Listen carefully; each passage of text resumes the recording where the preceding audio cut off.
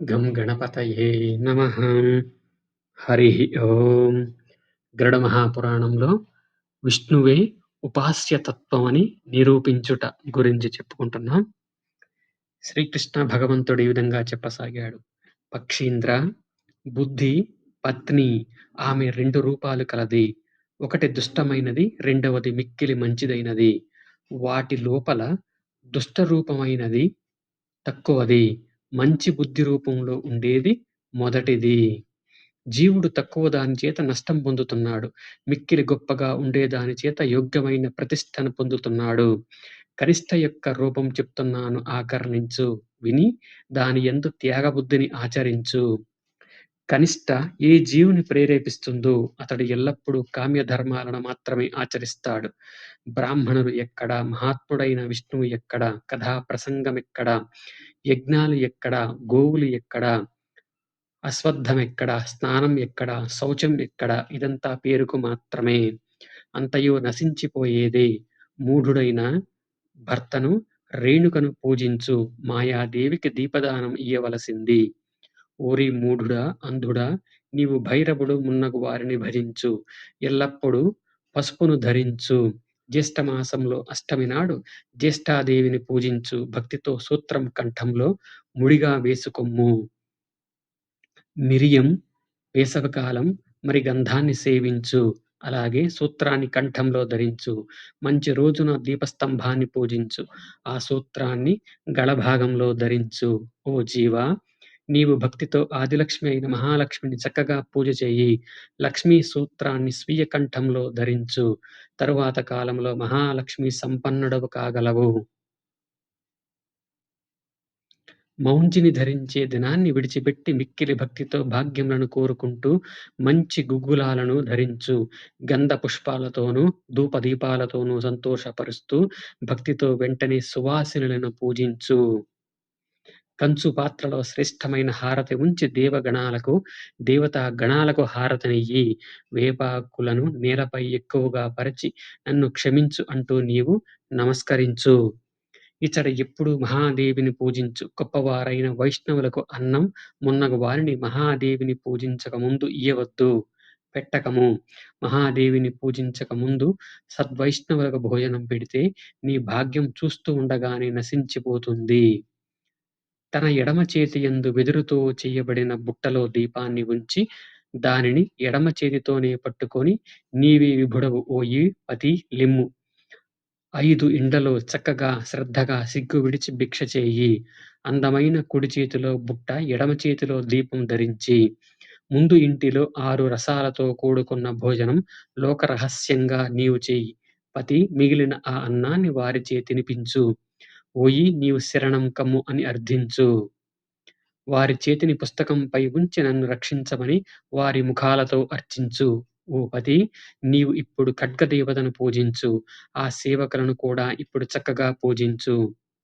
వారితో నీవు కలిసి కుక్క అరిచేటట్లుగా అరవవలసింది.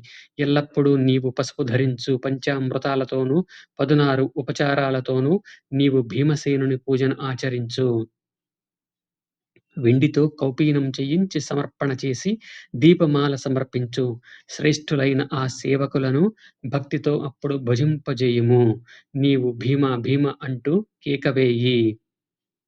నిత్యము వారికి కావలసిన వస్త్రములతోనూ, మద్యములతోనూ, మాంసములతోనూ, ద్రవ్య సమూహములతోనూ ఆ దాస శ్రేష్ఠులను సంతోషపరుచు. మహారుద్రంతోనూ, అతిరుద్రంతోనూ భక్తితో మహాదేవుని అప్పుడు చక్కగా పూజించు. శైవాగమమునందు పరినిష్ఠితులైన శూద్రజాతులైన జంగములను హర హర అంటూ పూజించు. పరవశుడవై సమస్త శాఖాలను వండింపజేసి ప్రతి ఇంటిలో పంచిపెట్టు.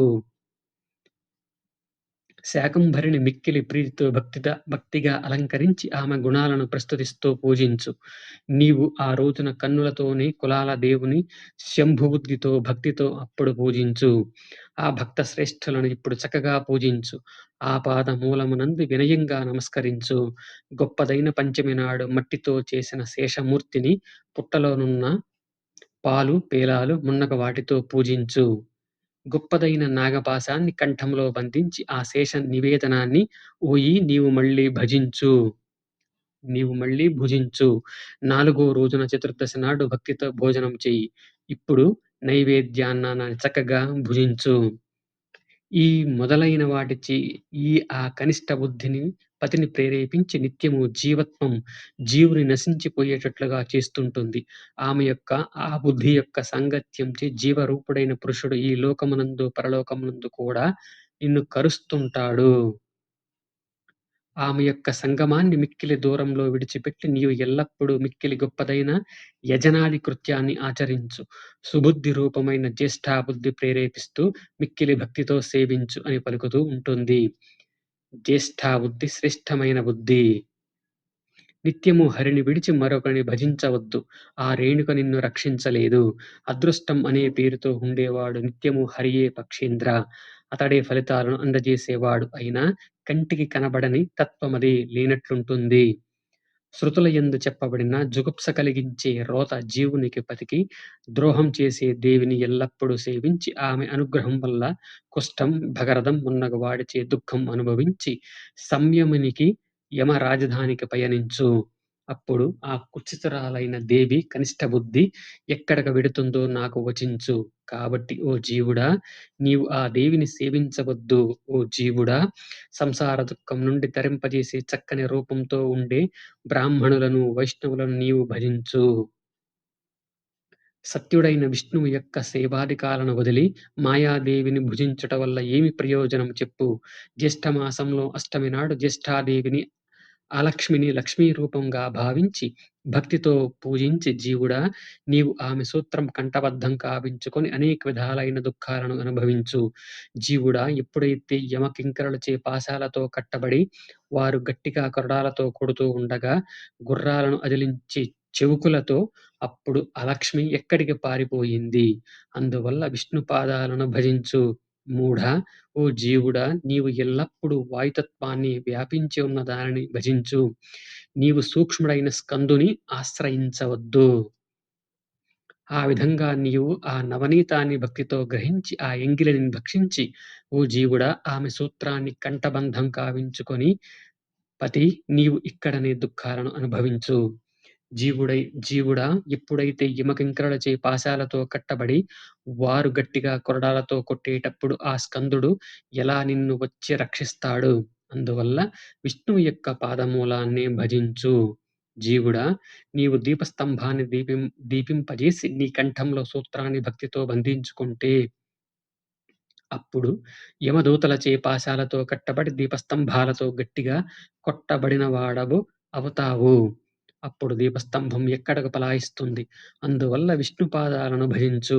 లక్ష్మీ దినం నాడు లక్ష్మిని పూజించి ఆమె సూత్రాన్ని నీవు ధరిస్తూ ఉండు. అలాగే జీవుడా, ఎప్పుడైతే యమదూతలచే యమపాశాలతో కట్టబడి కొరడాలతో కొట్టబడుతూ ఉంటే అప్పుడు ఆ లక్ష్మి ఎక్కడకు పలాయించి ఉంటుంది. అందువల్ల నీవు విష్ణు పాదమూలం భజించు. ఓ మూఢబుద్ధి, వివాహం మౌంజీ దినమందు మిక్కిలి ఆసక్తితో ఏవగింపు వచ్చే వాటిని ధరించి శ్రేష్టమైన హారతిని కంచు పాత్రలో ఉంచి హారతనిచ్చి ఉదా ఉదా అంటూ ఉంటాడు. అదేవిధంగా వేపాకులు నోట గరిచి మిక్కిలి ఉత్సాహంతో గంతులు వేస్తూ ఉంటాడు. ఎప్పుడైతే యమకింకరులచే పాశాలతో పదే పదే కట్టబడి గట్టిగా కొట్టబడుతూ ఉంటే అప్పుడు స్వామి మహాత్ముడైన నీ కులదేవుడు ఎక్కడికి పారిపోయాడో నాకు చెప్పు. చక్కగా కంఠాభరణాలతో తన శరీరాంగాలని పూజించుకుంటూ కేశాలను విడిచివేసి ఉండగా బలవంతులైన యమదూతలు ముసలాలతోనూ బిందిపాలాలతోనూ కొడుతూ ఉంటే ఆమె అప్పుడు ఎక్కడికి పారిపోయింది.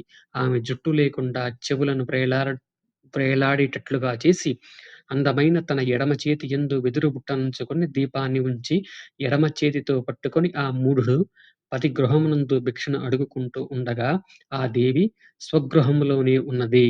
మూఢుడా, అదే సమయంలో వేల కొలది దీపాలతో యమదూతలు పదే పదే కాలుస్తూ ఉండగా ఓరి మూఢబుద్ధి, ముక్కులేని ఆ రేణుకాదేవి ఎక్కడికి పారిపోయినట్లో నాకు చెప్పు. ఎల్లప్పుడూ మూఢంగా ఉండే ఖడ్గదేవతను భక్తితో భక్తుని వలె శ్రద్ధగా పూజిస్తూ వారితో కలిసి నీవు కుక్కవలె అరుస్తూ నిత్యము స్వగృహంలో ఉండే ఎప్పుడైతే యమదూతలచే గట్టిగా కొట్టబడుతూ అమ్మో బాబో! అని గట్టిగా అరుస్తావో, అప్పుడు ఆ భక్త శ్రేష్ఠుని విడిచి ఆ ఖడ్గదేవుడు ఎక్కడికి పారిపోతాడో కదా!